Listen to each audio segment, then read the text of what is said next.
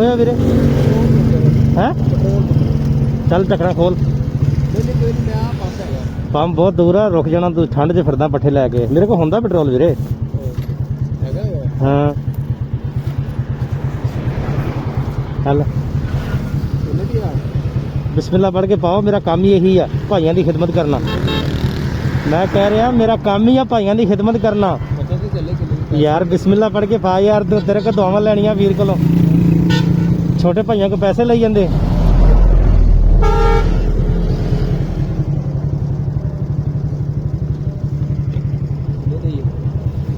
ਦੁਆਵਾਂ ਲੈਣੀਆਂ ਬਸ ਵੀਰੇ। ਆ ਦੇਖ ਰਿਹਾ, ਮੇਰਾ ਕੰਮ ਹੀ ਇਹੀ ਹੈ। ਮੈਂ ਫੇਸਬੁੱਕ, YouTube, TikTok ਵੀਡੀਓ ਬਣਾ ਕੇ ਲਾਣਾ ਅਵੇਅਰਨੈਸ ਦੀਆਂ, ਲੋਕਾਂ ਦੀ ਹੈਲਪ ਦੀਆਂ। ਮੇਰੇ ਕੋਲ ਪੈਨਸ਼ਨਾਂ ਦਾ ਸਮਾਨ ਵੀ ਹੁੰਦਾ ਵਾ, ਪੈਟਰੋਲ ਵੀ ਹੁੰਦਾ, ਹਰ ਚੀਜ਼ ਹੁੰਦੀ ਆ। ਦੁਆਵਾਂ ਹੀ ਯਾਦ ਰੱਖਣਾ ਭਾਈ ਬਸ।